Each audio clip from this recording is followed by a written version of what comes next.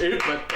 Épatant. Oh, bravo, monsieur. Ah, je n'ai point souvenir d'avoir observé jadis une partie aussi brillante et enlevée. Votre toucher, monsieur, frôle la perfection. Vos déplacements furtifs, tels des bonds de guépard, et votre clairvoyance du jeu honorent votre sport. Qu'est-ce donc? De quoi parlez-vous? Sport. Grand Dieu. Vous le pratiquez sans connaître son sens. Rassurez-vous, monsieur, je viens de le rapporter d'un voyage de chez nos amis les Anglais. Vous aviez l'habitude de prononcer des sports pour définir les activités physiques de notre monde. À partir de maintenant, vous le prononcerez sport, à l'anglaise. Sport, sport. Quel nom magnifique, n'est-ce pas? Vous nous quittez promptement? Ah, désolé, monsieur, je dois partir à la hâte. Mais votre talent, monsieur, mérite au moins un feuilleton d'une demi-page. Merveilleux. Mais dites-moi, vous n'avez pris aucune note. Que faisiez-vous? Je connais les règles du jeu, monsieur. Vous trouverez mon article dès demain. Je vous salue, et encore bravo. Et rappelez-vous, sport, sport à l'anglaise, sport. Dites-le. Sport. Parfait, vous êtes des anglais. Bonne journée, monsieur.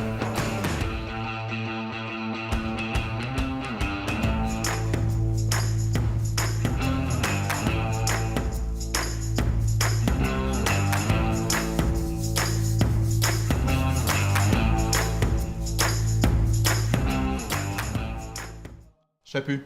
Alors cette partie de paume, racontez-moi. C'était un spectacle venu d'ailleurs, une telle grâce, une telle élégance, c'était... Qui est le vainqueur? Le vainqueur?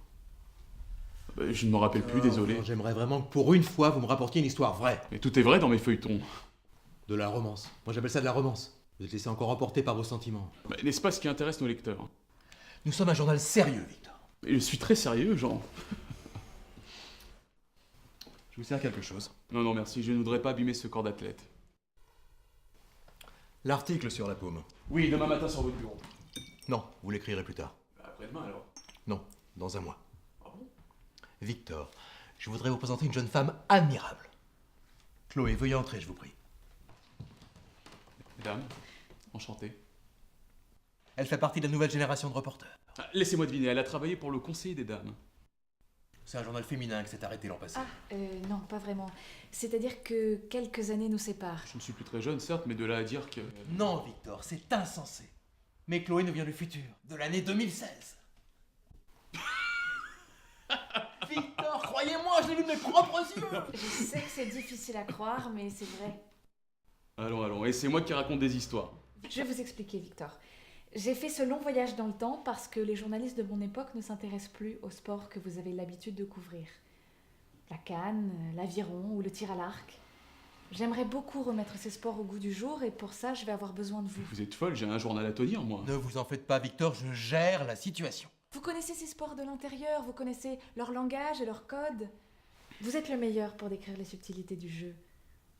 Il est vrai. Victor, ce voyage est une occasion en or pour faire de vous une légende.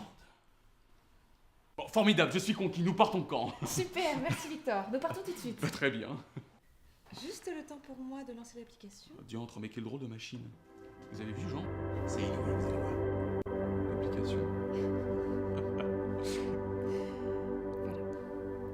Vous êtes prêts? Bah, allons-y sans plus tarder. À moi la gloire.